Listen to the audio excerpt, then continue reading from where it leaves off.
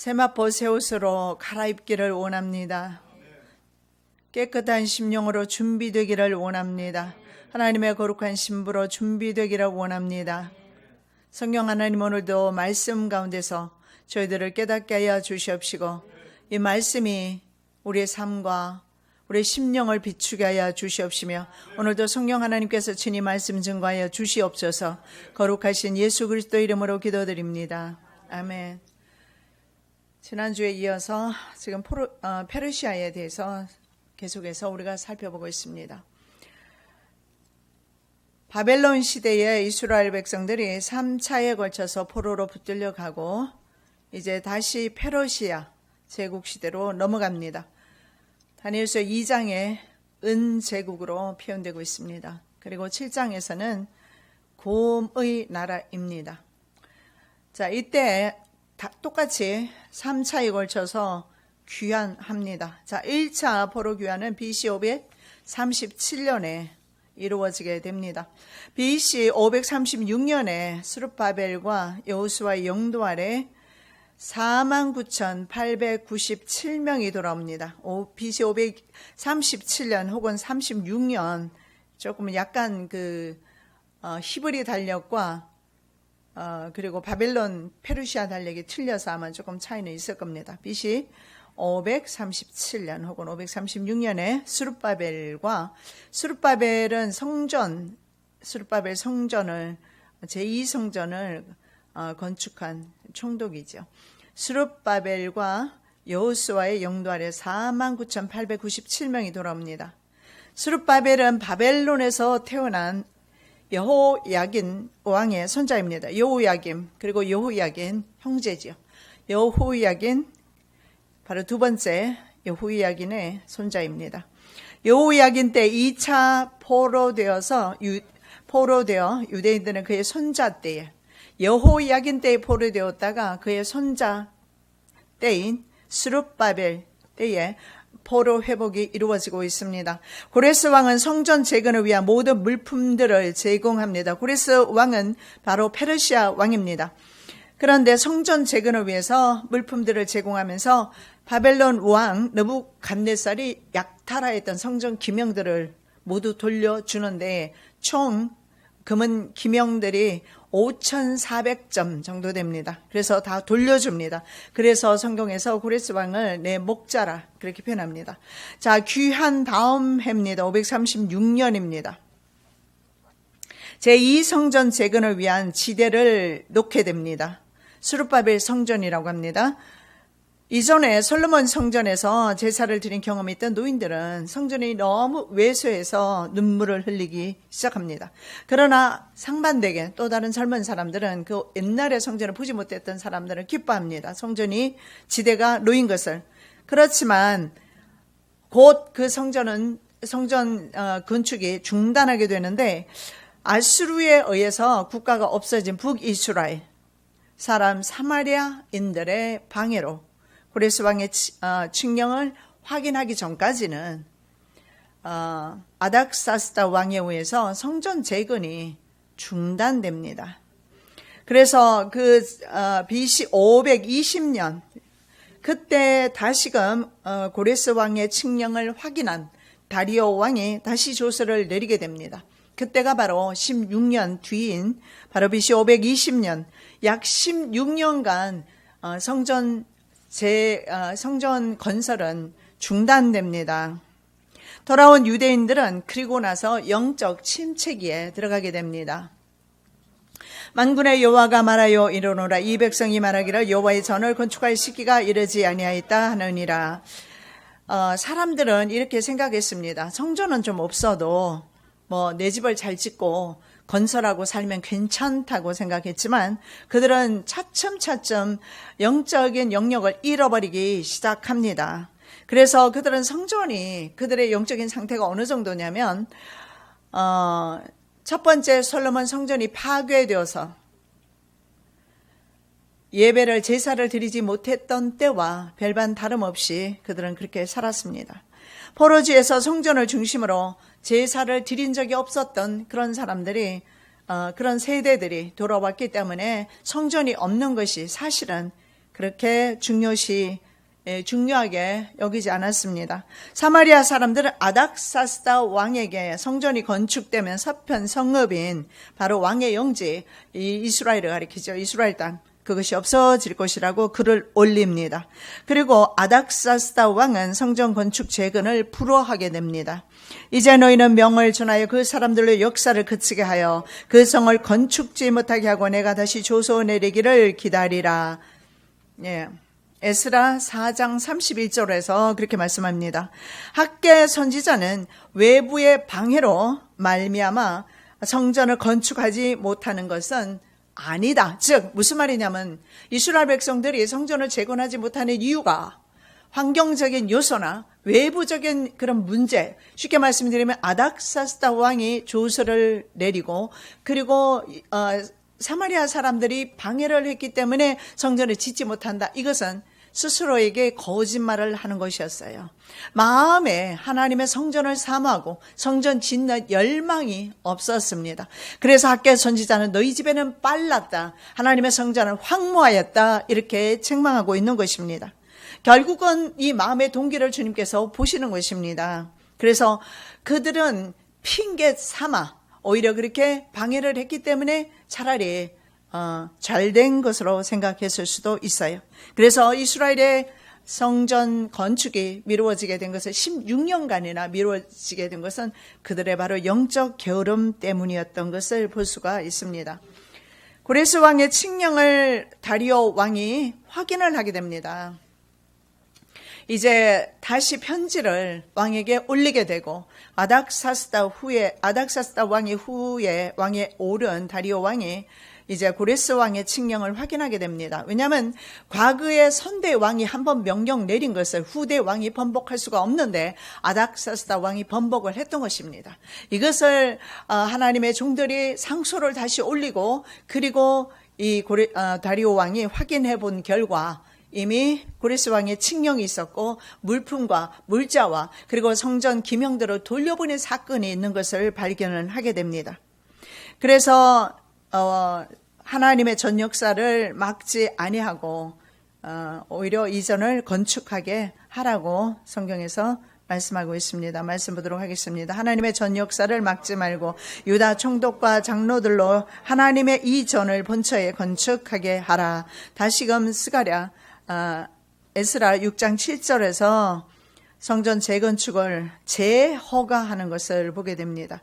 우리가 이 사건을 통해서 볼 수 있는 것은 사실은 이런 환경에 우리는 핑계를 많이 합니다. 자기 자신의 영적의 게으름을 보지 못한 상태로 항상 우리 인간들은 아담과 하와의 그 태도를 따라서 다른 사람에게로 책임을 전가하는 버릇들이 있습니다. 내 가정이 이렇게 된 거, 내 교회가 이렇게 된 거, 아니면 우리나라가 이렇게 된 거, 사실은 다 내면의 영적 게으름 때문인데 누구 때문에, 정치인 때문에, 남편 때문에, 아내 때문에, 목사 때문에, 성도 때문에 이렇게 핑계하는 것이 우리 깊이 내면 안에 숨어있는 이것이 바로 영적 게으름입니다. 이것을 하나님의 선지자들이 일깨워줍니다. 에스라 그리고 학개 이런 선지자들이 일깨워줍니다. 그래서 20년 후에 BC 516년에 선지자 학개와 스가랴의 동료로 성전을 완공하게 됩니다. 자, 포로에서 회복된 이스라엘 백성들은요, 자신의 집에 아주 발빠르게 자신의 집은 짓고 하나님의 성전은 팽개쳐 두었습니다. 그래서 성경에 보면 학개서 말씀을 보면 그들의 삶에 축복이 없었습니다. 이유는 성전에 부지런하지 않고 자기 집에 부지런하였기 때문입니다. 그래서 학개서를 보면 총체적인 난국이 옵니다. 가뭄이 왔습니다. 폭풍, 우박, 빈곤, 사회적 갈등이 생깁니다. 이유는 성전 건축을 등한시했기 때문입니다. 개인의 유익만을 추구하는 아니라고 개인적인 신앙의 태도 때문이었습니다. 모든 문제를 해결할 수 있는 해결책은 성전 재건뿐이었습니다. 이전이 황무하였거늘 너희가 이때 판벽한 집에 관한 것이 가하냐. 그러므로 이제 남한군의 여호와가 말하노니 너희는 자기의 소위를 살펴볼지니라. 너희가 많이 뿌릴지라도 수입이 적으며 먹을지라도 배부르지 못하며 마실지라도 흡족하지 못하며 입어도 따뜻하지 못하며 일꾼이 삭설받아도 그것을 구멍 뚫어진 전대에 넣음이 되느니라.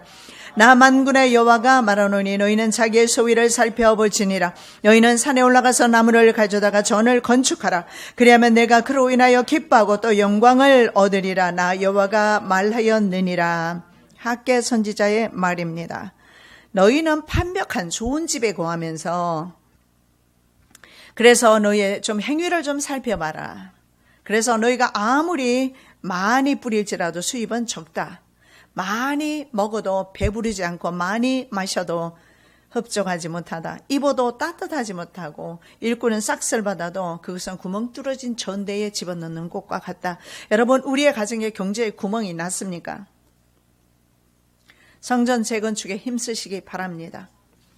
자, 스룹바벨 성전 건축 기간은 그 기간에 대해서는 에스라 1장에서 6장에 해당됩니다. 그 부분을 읽어보면 스룹바벨 성전 재건축이 이루어지는 것을 볼 수가 있습니다. 자, 두 번째 2차 포로 귀환령입니다. 1차 귀환이 이루어지고 78년 되던 해입니다. 78년 1차 포로 귀환 78년 그리고 성전 건축이 이제 이루어진 지 58년이 지난 시점입니다. 그때는 바로 BC 458년입니다. 학사 겸 제사장인 에스라를 중심으로 해서 2차 포로 귀환이 이루어지고 있습니다. 숫자는 총 5,000명입니다. 정말 적은 무리가 돌아오는 걸 보는데 이것은 신명기의 저주가 신명기 28장 15절 이하의 저주가 이스라엘에 임했기 때문입니다. 이스라엘에 적어도 출애굽할 때의 숫자는 400만 명입니다. 그런데 이제 돌아오는 숫자가 이렇게 극히 적은 무리가 돌아오는 것을 봅니다. 자, 에스라서 7장에서 10장까지 해당되는 기간이 바로 2차 포로 귀한 그 기간이 됩니다. 자, 먼저 온 유대인들이 말입니다. 오자마자 문제가 생겼는데 그게 뭐냐면 돌아온 유대인들이 신앙의 교육을 받지 못한 까닭에 이방인들과 결혼하게 됩니다. 그래서 유대 순수 신앙을 훼손시킵니다. 국제 결혼을 그 당시에는 하나님이 막으셨어요. 지금은 국제 결혼이 사실은 문제가 될 것이 없지 않습니까? 근데 국제 결혼을 왜 막았느냐? 이방인과의 국제 결혼이기 때문에 그렇습니다.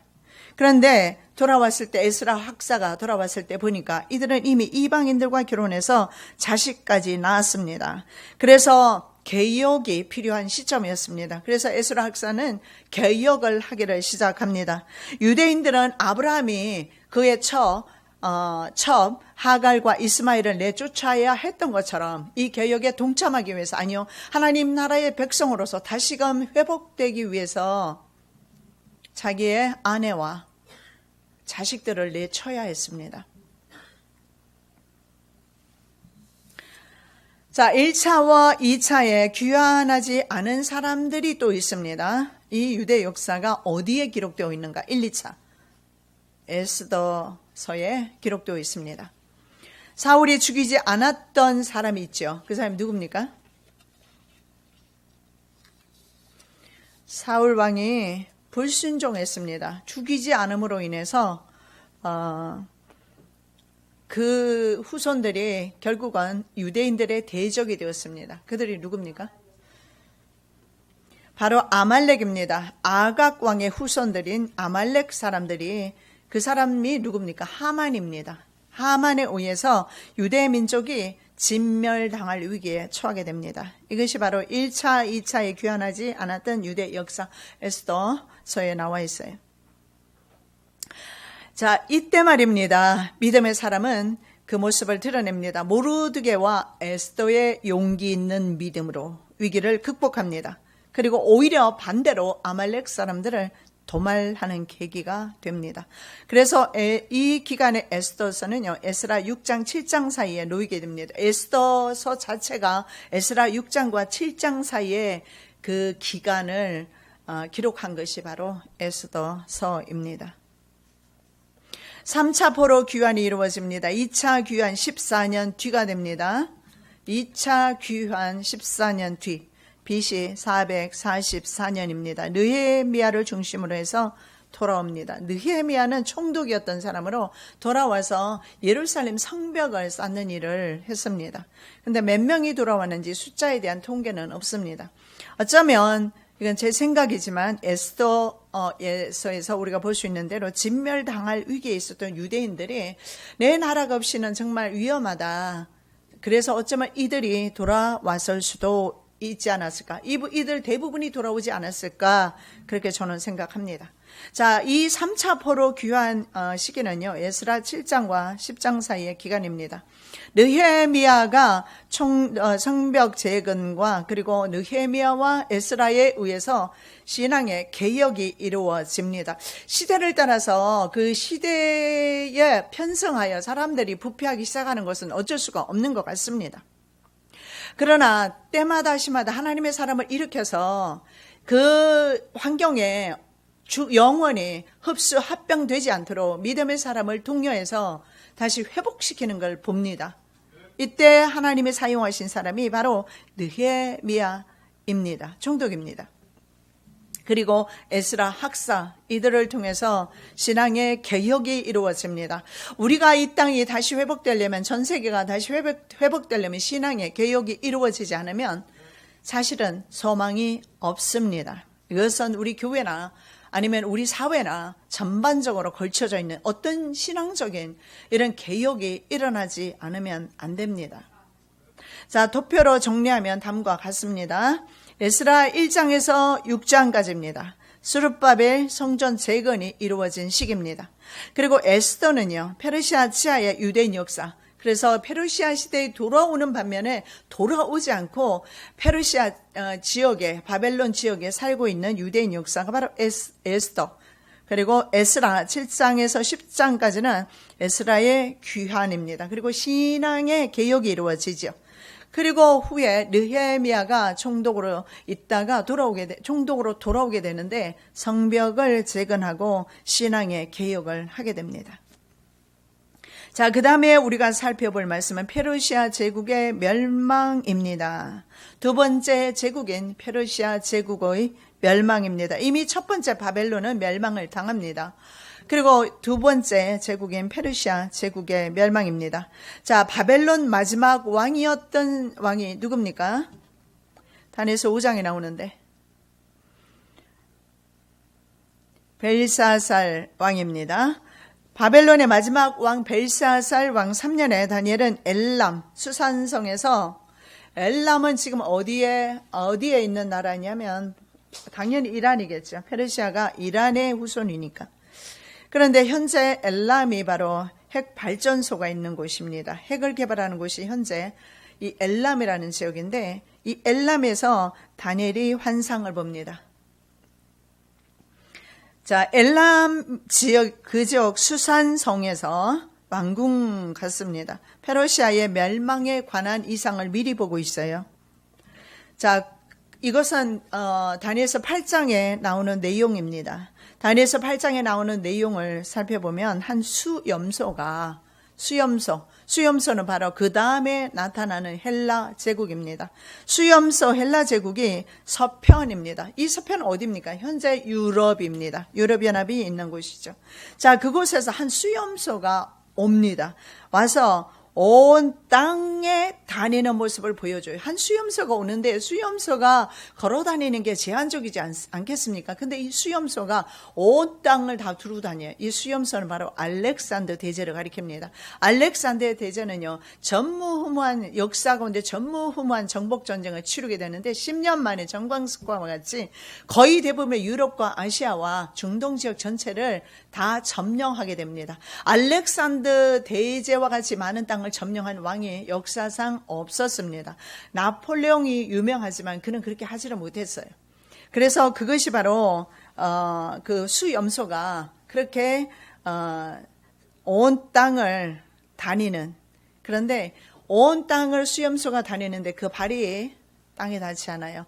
그래서 헬라 기병대가 알렉산더 기병대가 달려갈 때 그 말이 달리는 그 기병대의 발이 보이지 않았다고 그래요. 얼마나 빠르게 정복 전쟁을 위대한 네 장군이 있었어요. 알렉산더 대제에게. 그래서 네 장군이 사방으로 흩어지면서 정복 전쟁을 수행했어요. 훌륭한 그 대왕 옆에 네 장군이 있어서 이 네 장군이 사방으로 흩어지면서 정복 전쟁을 했던 겁니다. 그래서 그 정복 전쟁에서 아주 빠르게 정복을 다 해나갔죠. 물론 이것이 패단이었죠.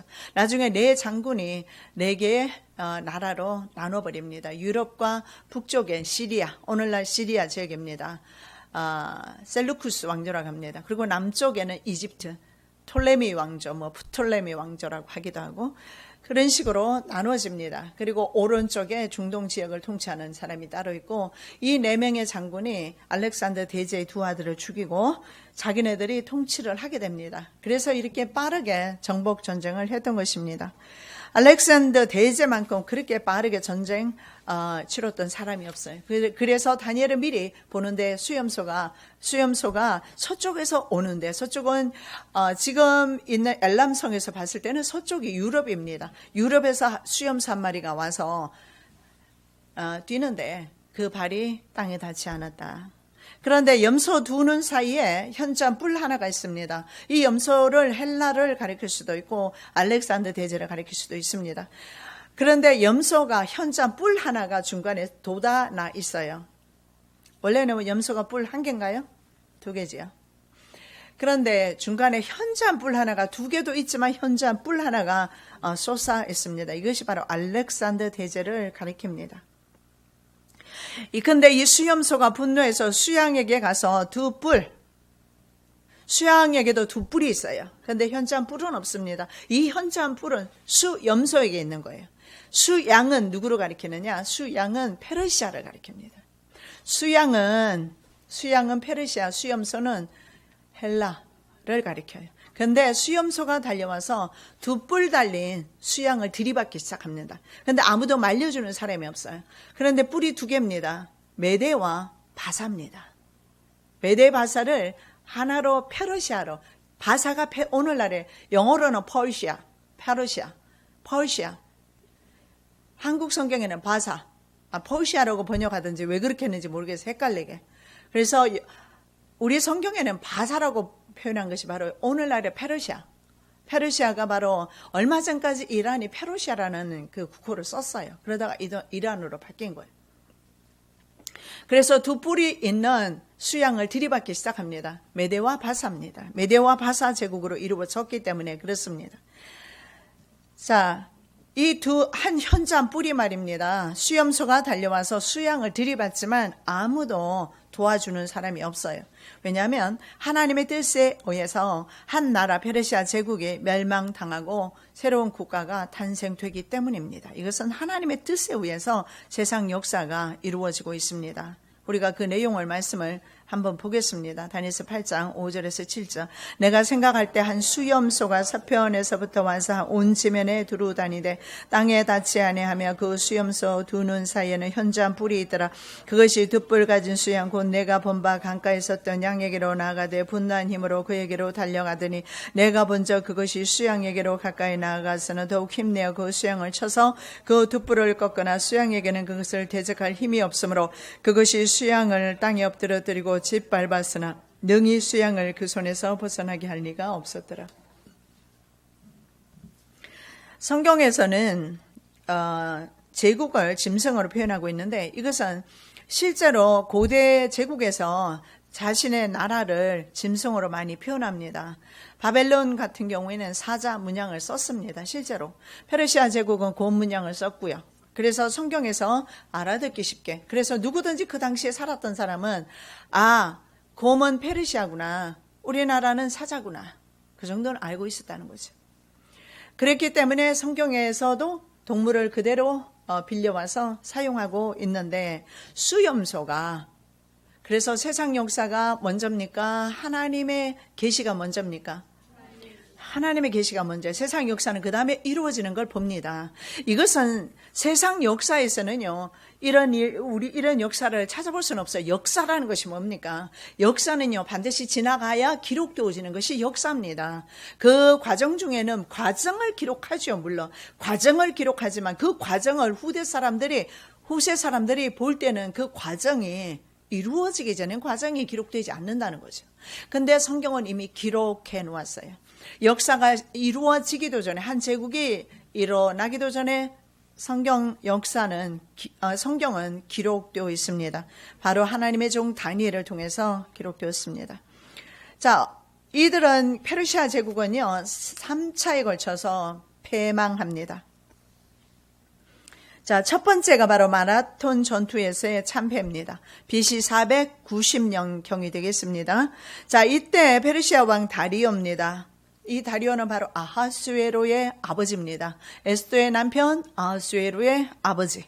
다리오는 그리스의 도시국가라고 그랬어요. 그 당시에는 연하한 그리스와 스파르타 등 도시국가들이 각각 통치되고 있었어요. 그것을 나중에 알렉산더 대제후에서 완전히 단일화시켜요. 그것이 헬라 제국이고, 오늘날 그리스 혹은 헬라 제국 이렇게 말합니다. 그러나 그 전에는요, 이 도시국가들이 각자 통치되고 있었어요. BC 490년경에 페르시아 왕 다리오는 그리스 도시국가 아테네와 그리고 스파르타 그 아주 교육 유명하잖아요. 자, 스파르타에 사신을 보내서 페르시아 왕이 사신을 보내서 무조건 항복할 것을 권유합니다. 그래서 아까 우리 수염소가 어떻게 했습니까? 분노한 힘으로 달려가다고 그랬죠. 분노했다고 그랬어요. 그래서 페르시아는 이미 제국을 이루고 있고, 스파르타는 아테네 이 나라들은 작은 도시국가를 이루고 있었기 때문에 어떻게 보면 전혀 경쟁이나 전쟁을 할 만한 전쟁의 상대가 안 됩니다.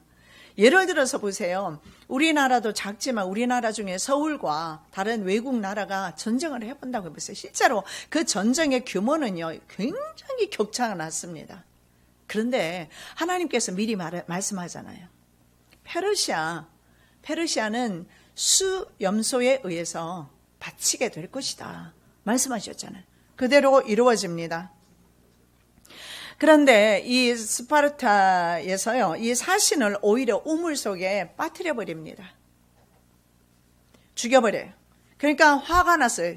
이 다리우스 왕이라고 하기도 하고, 성경에는 다리우스 왕은 화가 났어요. 그래서 한 장군에게 공격을 지시하게 됩니다. 자, 그래서 페르시아는 서쪽으로 공격을 하는데, 그리스 아테네 동북방으로부터 약 한 40.2km 떨어진 평원이 있습니다. 그 평원이 바로 마라톤 평원입니다. 거기에서 아테네 군대와 격돌하게 됩니다. 자, 아테네 도시 국가는 이제 멸절하는 그런 위기에 처하게 됩니다. 그래서 아테네 군 사령부는요, 그곳으로부터 241.4km 떨어진 스파르타에 긴급 지원을, 원군 요청을 합니다. 그래서 올림픽 경기, 그 당시에도 올림픽 경기가 있었어요. 그래서 올림픽 경기에 달리기 선수였던 병사 페이디페스라는 사람이 있어요. 페이디피데스라는 병사를 스파르타에 보냅니다. 그는 꽃바 이틀 동안 달려가서 원병을 요청하지만 스파르타군은 응하지 않습니다. 왜냐하면 종교적인 이유로 인해서 보름 전에는 출병할 수 없다. 종교적인 이유 때문에. 그래서 파병하지 않습니다. 결국 그리스는 할 수 없이 주변에 있는 작은 도시 국가들과 힘을 합쳐서 싸워야 했습니다. 그런데 이때 지략이 아주 뛰어났던 밀티아데스 장군이라는 장군이 있었어요. 이 장군은 자기 자신의 휘하에 있는 1만 명의 군사를 데리고, 기갑병이죠. 1만 명의 기갑병을 데리고 페르시아 군 병력이, 보병이 몇 명인 줄 아십니까? 10만 명. 10,000명과 10만 명 비교됩니까? 이건 산수 못해도 수학 못해도 이 정도는 비교되지요. 예. 자, 10,000명과 10만 명입니다. 그리고 기갑 부대가 1만 명입니다. 거기가. 그리고 전함이 600척을 몰고 왔어요. 그것이 바로 역사적인 마라톤 전투라고 합니다. 그렇게 해서 전쟁이 시작이 됐어요. 이건 뭐 보나마나 10배가 넘는 우수한 병력을 보유한 페르시아군이 반드시 승리하게 되어 있습니다. 이거 보나마나입니다. 그런데 페르시아군이 이 밀티아데스 장군의 고도의 전술에 휘말려서 괴멸되고 맙니다. 왜냐하면 이 밀티아데스 장군이 협곡으로 유인해서 그들을 다 죽입니다. 자, 이때 너무 기쁘지 않습니까? 이 기쁜 승전보를 전하기 위해서 스파르타의 원병 요청을 갔던 그 사신이었던 피데스라는 사람이 다시 뛰기 시작합니다. 다시 임명됩니다. 왜냐하면 그는 달리기 선수였기 때문에. 그래서 이 사람이 다시 임명돼서 어디로 가느냐면 아테네까지 달리기 시작합니다. 그래서 그는 바로 아테네에 도착해서 백성들에게 우리 아테네군이 승리했다 하라고 소리 지르고 그 자리에서 죽었습니다. 그것이 오늘날 바로 장거리 그 마라톤 거리입니다. 그 사람이 달렸던 거리를 기념해서 그렇게 했다 뭐 이렇게 전해오고 있어요. 그러나 이런 마라톤 전투를 자세히 기록한 역사가가 있어요. 헤로도투스, 그의 책 중에 역사라는 책이 있어요. 그리고 플루타르크, 이 사람도 역사가인데 이 사람이 기록한 마라톤 전투에 그 사람의 얘기는 나오지 않는다고 합니다. 어쨌든 이것이 바로 여러분이 알고 있는 마라톤입니다. 전 세계적으로 하는 마라톤. 자, 이 마라톤 전투에서 이렇게 엄청난 군대를 가지고 와서 페르시아가 져버립니다. 그래서 페르시아의 후손인 이란은 말입니다. 얼마나 그것이 원통했으면 이란은 지금도 운동 경기 종목에서 마라톤을 제외시킨다고 합니다.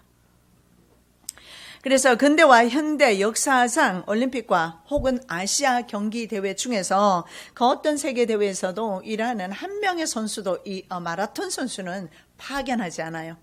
그리고 자국의 도시 1974년 테헤란에서 열린 아시안 게임에서도 아예 마라톤 종목 자체를 없애버렸습니다. 그 정도로 한이 되었던 그런 전쟁이 바로 마라톤 전쟁입니다. 자, 이란이 제일 증오하는 것이 그래서 보면 두 가지인 것 같습니다. 하나는 이스라엘 민족입니다. 그리고 경기는 마라톤 경기입니다. 이것을 제일 싫어합니다. 싫어할 만도 하죠, 그죠? 그렇게 참혹하게 졌으니까.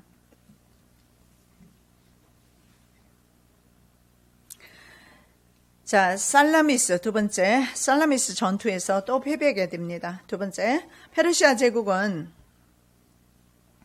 4대 대전 중에 하나로 기록되는 살라미스, 세계 4대 대전 중에 하나가 바로 저 살라미스 전투입니다. 거기에서 그리스 제국에 완패당합니다. 실제로 성경은 뭐라고 말합니까? 바벨론보다 페르시아를 뭐라고 말해요? 열등하다 그렇게 말합니다. 이어 그 열등한 것이 바로 금이 아닌 은으로 표현되고 있잖아요. 실제로 바벨론 왕들보다 페르시아 왕들이 열등하고 많이 어리석었던 것 같습니다. 특히 그 중에 대표적으로 성경에 기록된 사람이 누굽니까? 에스더서에 나오는 에스더의 남편 아하스웨로, 크사스라고 불리는 왕입니다. 그런데 우리는 우리말 성경에는 아하스웨로라고 표현하고 있습니다. 이 에스더의 남편이 얼마나 호연기가 많은지 말로 표현할 수가 없습니다. 당시에 이 아하스웨르 왕은요, 동쪽으로는 현재의 파키스탄, 서쪽으로는 중앙아시아, 그리고 아시아, 북쪽으로는 마게도냐, 헬라 지역이죠. 지금의 헬라 지역, 그리스 지역입니다. 그리고 남쪽으로는 시나이 반도는 누굽니까? 출애굽했을 때 시내 반도, 시내산, 그 반도를 가리킵니다. 시나이 반도를 비롯해서 이집트까지. 그래서 현재 어느 정도까지 큰 도시를, 큰 지역을 다스리느냐면, 현재 미국의 영토와 같은 지역을 그런 다스리는 세계 제국을 건설했습니다. 그런데 전쟁에서는 계속해서 패배하게 됩니다. 열등합니다. 하나님께서 열등하다고 말씀하셨기 때문입니다. 여러분, 여기에서 우리가 볼 수 있는 것은 전쟁은 숫자로 하는 것이 아니고 지략과 지혜로 한다는 것을 볼 수가 있습니다. 전략이라는 것입니다. 전략과 지략으로 전쟁을 하는 것임을 볼 수 있고, 더 나아가서 전쟁은 누구에게 속해 있습니까? 하나님께 속해 있음을 볼 수가 있어요. 자, 그는 아테네를 중심으로 하는 헬라 제국과의 전투 전에 힘을 과시하기 위해서 신하들의 힘을 과시하고 신하들의 충성 맹세를 받기 위해서 잔치를 벌였어요. 며칠 동안 했습니까? 기억 안 나죠? 180일을 합니다. 그리고 수산성에 있는 사람들을 위해서 7일간을 더 하게 되죠. 그래서 187일간 잔치를 합니다. 이것은 자기 힘을 과시하는 겁니다. 그리고 신하들로 하여금 충성 맹세를 시키기 위해서 그렇게 하고 전쟁에 나가서 또 패배하고 맙니다. 왕이 여러 날 곧 180일 동안에 그 영화로운 나라의 부함과 위엄의 혁혁함을 나타내니라. 이날이 다음에 왕이 또 도성 수산 대소이민을 위하여 왕궁 후원뜰에서 7일 동안 잔치를 베풀세. 여러분, 영화 뚜리 헌드레도 그걸 뭐라고 그러면 300이라고 합니까? 우리 영화 300이라는 영화 보셨어요? 300? 안 보셨어요? 젊은 사람도 못 보셨나? 그 재밌는 것을 안 보시다니. 얼마나 재미있는데. 자, 거기에 주인공으로 나오는 사람이 있어요. 바로 이 도시국가였던 스파르타 왕이 나옵니다. 이 스파르타 왕이 레오니다스입니다. 뭐 시켜요? 마지막에 죽어가잖아요. 300명의 용사가요, 이 거대한 페르시아 군대를 맞이해서 앞에서 계속 막아줬어요. 자기네들은 전멸당합니다, 나중에. 그러면서 이때 이 300명의 용사가 싸웠던 군대가 바로 사실 아하수에르입니다. 얼마나 그 보좌가 높은지 여러분 그 영화에 보면은요, 정말 보좌를 높이 해놓고 그 위에 왕이 온갖 치렁치렁 걸치고 금원보석으로 걸치고 내려오는 그 모습을 보게 됩니다. 호세 왕입니다. 아하수에로가. 그런데 스파르타 군이 장렬하게 300명이 앞을 지키면서 시간을 벌어주고 하면서 하는 동안에 그리스는 뒤에서 전열을 다시 재정비할 수 있었고 주변에 많은 도시 국가들과 연합을 하게 되면서 결국은 이 페르시아와의 전쟁에서 헬라 제국이 이기게 됩니다.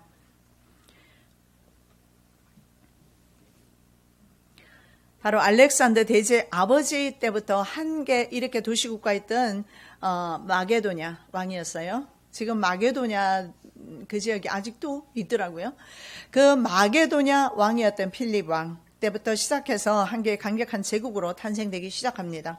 그리고 알렉산더 대제가 그 다음에 나타나죠. 하나님의 다니엘을 통해서 예언하신 바대로 성취되고 있습니다. 우리는 이미 지나간 것을 보기 때문에 역사라고 말할 수 있지만 그러나 아닙니다. 우리는 성경을 말씀하고 있고 하나님의 계시를 지금 듣고 있는 것입니다. 아하수에르는 100만 대군을 이끌고 왔습니다. 엄청나죠. 완전히 있잖아요. 모래사장을 다 덮어버렸어요. 바다를 다 덮어버렸어요. 그래서 보면은요, 바다에다가 전함들을 다 끌고 와서 서로 묶어놨는데 대풍이 일어나서 묶어놓은 바람에 서로 부딪혀가지고 배가 다 파손돼 버렸어요. 자, 아하수에로는 100만 대군을 이끌고 왔는데 문제가 뭐냐면 아시아와 중동과 그리고 유럽의 용병들로 구성된 군인들이었어요. 그래서 명령하달이 되지 않았습니다. 왜냐하면 언어가 다 다르기 때문에. 그래서 70만의 군대로 알렉산더의 4만 명 군대를 이기지를 못합니다. 70만 어떤 역사학자들은 70만 군대의 병참부대 70만 그럼 140만이죠. 어떤 사람들은 100만 군인들의 부대원들이 100만 명 그래서 200만 명으로 표현되기도 합니다. 적게 잡아서 어쨌든 70만 명과 그 다음에 병참부대 70만 명 해서 140만이 결국은 알렉산더의 4만 명 군대를 이기지 못합니다.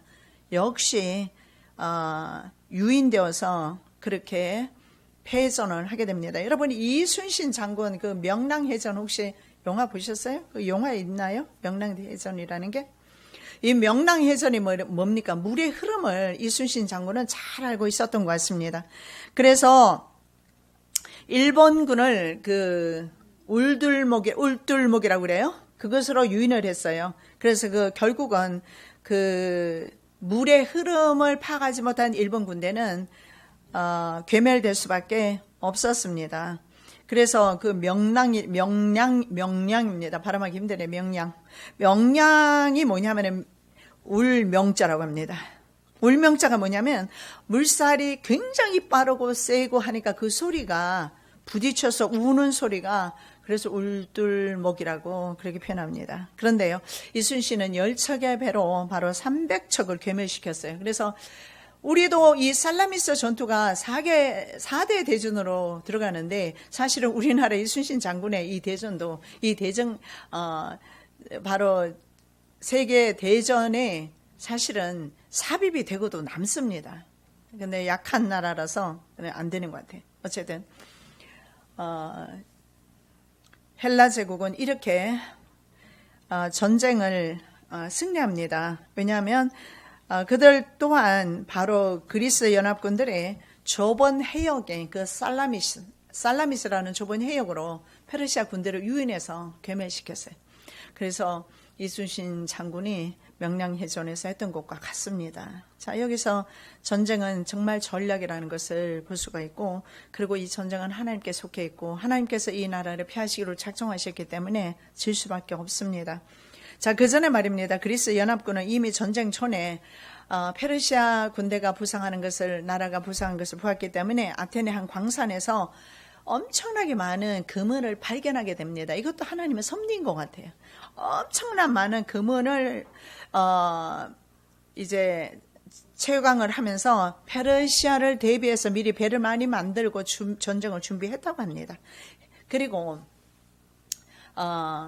이 그리스는 말입니다. 바다를 중심으로 발달된 나라입니다. 근데 페르시아는 그렇지를 못해요. 그래서 해전에서 살라미스 해전이라고도 하는데 질 수밖에 없어요. 이순신도 마찬가지입니다. 이순신이 만일에 일본으로 갔더라면 일본의 물길을 알 수 없기 때문에 패전할 수도 있었을 겁니다. 그러나 일본은 쳐들어올 생각만 했고 많은 군대를 가지고 올 생각만 했지만, 그러니 이 물길을 이용해서 이순신 장군이 지략을 펼쳐서 그렇게 이 나라를 보존할 줄은 몰랐습니다. 저는 이걸 보면서 이런 생각을 했습니다. 오늘날 우리 크리스찬들을 위해서, 오늘날 우리 한국을 지금까지 우리를 보존해 주신 것이 아닌가, 그렇게 생각을 합니다. 그때는 일본에게 만일에 그때 먹혔더라면 우리나라는 일본 나라로서 지금까지 표기될 것이고 우리는 일본 사람으로 불려질 것입니다. 그러나 일본 사람이 아닌 일본인들은 지금 기독교 인구가 2%밖에 안 되지만 우리는 40%가 넘어요. 그래서 하나님께서 우리나라를 구원시키시고 우리나라를 통해서 열방을 구원시키려는 계획 때문에 저는 이순신 장군을 사용했다, 그렇게 믿습니다. 뭐 다른 사람 믿거나 말거나 저는 그런 믿음이 있습니다. 역사의 주인은 바로 하나님이시기 때문에. 성경에서는요, 안식일을 지키고 성소를 경외하면 원수를 모두 물리칠 수 있다고 이렇게 말씀을 합니다. 레위기 26장 8절, 너희 원수들을 쫓으리니 그들이 너희 앞에서 칼에 엎드러질 것이라. 또 너희 다섯이 백을 쫓고 너희 백이 만을 쫓으리니 너희 대적들이 너희 앞에서 칼에 엎드러질 것이며, 바로 헬라 군대가 이러한 싸움을 했던 것을 봅니다. 제가 전에 신학교 다녔을 때 그 신약 교수가 계셔요. 그분이 장상선 박사님인데 신학자로서 유명하신 분이에요. 그런데 그분이 간증을 들었어요.